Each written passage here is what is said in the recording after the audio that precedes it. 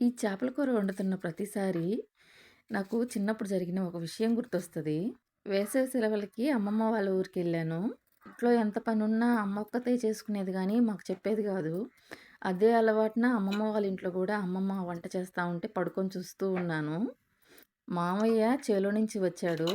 పడుకోనున్న నన్ను చూసి, "ఇలాగే పడుకోనుంటే రేపు అత్తారింటికి పోతే వాళ్ళు జుట్టు పట్టుకొని పొయ్యి కాడ వరకు లాగుతారు" అనని చెప్పి నవ్వుతూ అన్నాడు. నేను కోపంగా వాళ్ళనే కొట్టేసొస్తాను. నన్నెవరు కొట్టేది అన్నాను. చిన్నతనం గదా! ఏమీ తెలియనితనం. సెలవులయిపోయి ఊరికొచ్చేసాక అమ్మ చేలో పొయ్యుంది. నాన్న చేప తెచ్చి, "అమ్మొచ్చాక చెప్పమ్మా శుభ్రం చేసి కూర చేస్తదని" చెప్పాడు. నాకు మా అమ్మ మాటలు బాగా గుర్తొచ్చాయి. అందుకే నేనే కర్రీ చేయాలని ఫిక్స్ అయిపోయాను. ఇంట్లో అమ్మ వాళ్ళు చేసేప్పుడు గమనిస్తూ ఉంటాను గదా! అలాగే చేపను శుభ్రం చేసేసి, ముక్కలు కట్ చేసుకొని, ఏదో వచ్చి రానట్టుగా కర్రీ అయితే చేసేసాను. ఇంట్లో నాన్న సంగతి తెలిసిందే గదా! కూతుర్లని యువరాణిలాగా చూస్తారు. నాన్న అన్నం తిన్నంత సేపు నా బిడ్డ కూర భలే చేసింది, నా బిడ్డ కూర భలే చేసింది, నువ్వెప్పుడన్నా ఇలా చేసావా అని అమ్మని అంటూ తిన్నాడు. ఎందుకో తెలీదు. నిజంగానే కర్రీ అయితే అప్పట్లో చాలా బాగా కుదిరింది. బంధువులకి, చుట్టుపక్కల వాళ్ళందరికీ మా అమ్మాయి చేపల కూర భలే చేస్తుంది అని చెప్పేశారు.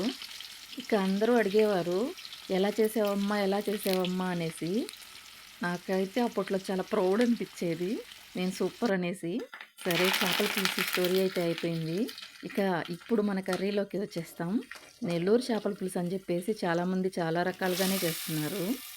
కొంతమంది అల్లం తెల్లగడ్డ పేస్ట్ వేస్తారు. కొంతమంది అసలు చింతపండే వేయకుండా టమాటా, మామిడికాయ పులుసు పెట్టేసి చేప ముక్కలు వేసేస్తున్నారు. అదేమంటే అదే నెల్లూరు చేపల పులుసు అని చెప్తున్నారు.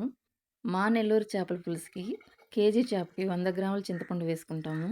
చింతపండయితే ఇంకా కొంచెం పాత చింతపండు సగం, కొత్త చింతపండు సగం వేసుకుంటే పులుసు చిక్కగా వస్తుంది అని చెప్పేది మా అమ్మ. మాటల్లోనే చేపల పులుసు అయితే రెడీ అయిపోయింది. మీకు నచ్చిందా? నచ్చితే ఒక లైక్ ఇవ్వండి. సరే అయితే ఉంటా. నా ప్లేట్ నా కోసం వెయిట్ చేస్తుంది. బాయ్.